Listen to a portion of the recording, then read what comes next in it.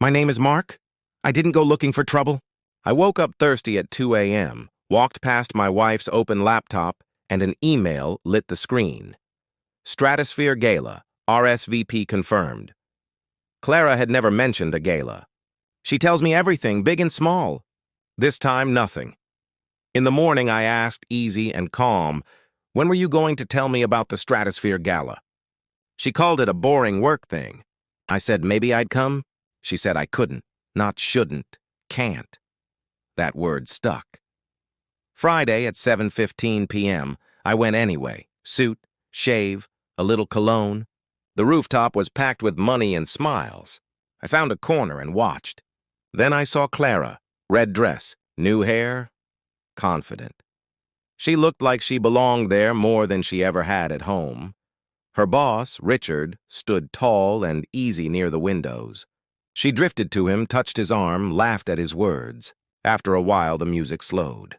She crossed the floor and asked him to dance. He put a hand on the small of her back. She leaned in. They moved like they'd practiced. Clara spotted me. Her smile shook for half a second. Then she walked over and hugged me like a stage cue. Poker night got canceled, I said. Thought I'd see what the boring is about. She squeezed my arm too hard and marched me around for introductions. But she kept tracking Richard with her eyes. When the slow songs returned, she went to him again.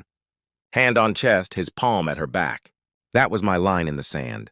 A woman from her company came up to me. Tall brown hair, quick eyes.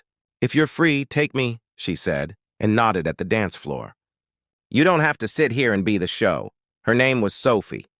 We danced, we kept distance. It was polite, clean, and exactly public enough that Clara saw it. I felt Clara's stare before I saw her face. She stopped mid-step with Richard, left him standing, and walked toward us like a storm. "Now," she said. "After this song," I said. Sophie smiled at Clara with perfect manners and kept us moving. When the song ended, she told Clara, "He's all yours. Try not to kill him in front of witnesses," and left. Clara dragged me to a quiet corner. She started to speak. I stopped her. "Before you begin, let's agree you were fine dancing with your boss for an hour." I danced once at arm's length.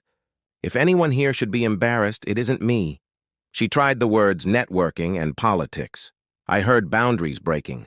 Sophie came back with a whiskey and said, low enough for only me to hear, "They've been talking about her and Richard for months. Closed doors, trips, promotions that don't add up." She wasn't gloating. She was warning me. "Get the truth on paper," she said. "Don't fight on a rooftop." I went home with my face straight and my stomach in knots. 2 days later, I hired a private investigator named Vince. He followed Clara for 2 weeks. Office, gym, groceries, home, nothing obvious. He said either she was clean or very careful. "The absence of evidence isn't evidence of absence," he told me. He was right, but I still hated it. Then Sophie texted, "Check the news. Headlines everywhere. Executive misconduct at Stratosphere Group. An insider had reported it." The insider was Sophie. She'd filed a formal complaint with documentation. No names printed yet, but everyone could tell who was who. Clara blew through our front door in the rain, shaking and furious. "You did this," she said. "You and that witch, Sophie. You ruined my career." I kept my voice low. "I didn't ruin anything. Slow dancing with your married boss at a rooftop gala wasn't networking. It wasn't politics. It was a choice." She tried to redefine everything. She said she never slept with him. That told me enough. She had drawn her own line and stopped 1 step short of it, then wanted credit. I packed a bag. "I'm going to a hotel. I'm calling a lawyer, and when HR asks you questions, don't start with, 'I didn't think I'd get caught.'" I drove in the rain until I felt empty. I called Sophie. "I left," I said. "Good," she said. "Tell me where you land." "First round's on me." 3 days later, I stopped by the house for clothes. Clara was waiting. Tears, apologies, explanations, then the turn. "You and Sophie did this to me." I didn't raise my voice. "I didn't make your choices," I said. "I'm just refusing to carry them," she shouted from the doorway as I left. "I didn't sleep with him." "You danced your way into unemployment," I said. "Hope it was worth it." The company investigated. The story grew. Clara sued for wrongful termination. In court, documents came out, calendar blocks, emails, travel overlaps, expense notes. The judge dismissed her case. No settlement, no revenge win. Just an ending she wrote for herself. I moved into a small apartment. Quiet, cheap furniture, peace. Then Sophie knocked, suitcase in hand. "They fired the whistleblower," she said, half smiling, half tired. "Got room for a fellow outcast?" I made coffee, we talked. We didn't dance. We compared notes on bad bosses and hard choices. I realized I could breathe again. Here's the plain truth of it. I saw an email. I asked a fair question. Can't turned on my alarm. I went to see for myself. I watched my wife dance with her boss like a secret had just been made public. Another person, Sophie, offered a hand, then the facts. I took both.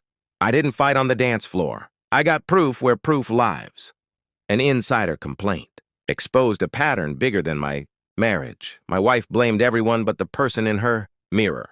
I left with a bag and my dignity. Court said the story I'd lived was real. Enough for the law. People like to say it's complicated. It wasn't. It was a string of choices. Clara chose the room, the music, the steps, and the partner. I chose to stop pretending the song was mine. If you want the details without the noise, here they are. Simple and straight. I loved my wife. I trusted her. When I asked to be included, she shut me out. When I showed up, she decided to be seen with someone else. When she got caught in a culture that rewards the bold and punishes the honest, she blamed the honest. When the system finally forced a tally, the bill came to our door. I didn't set a trap. I didn't leak a file.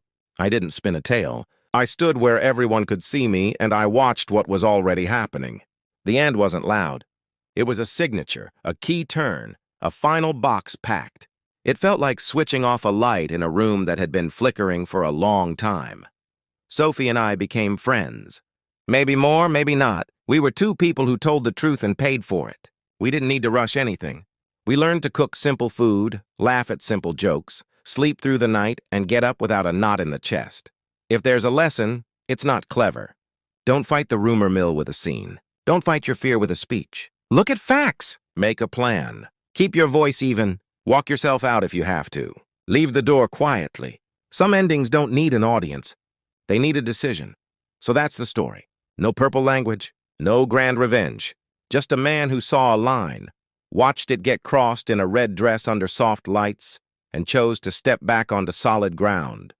My name is Mark. I kept my name, my calm, and my self-respect. The rest I let go.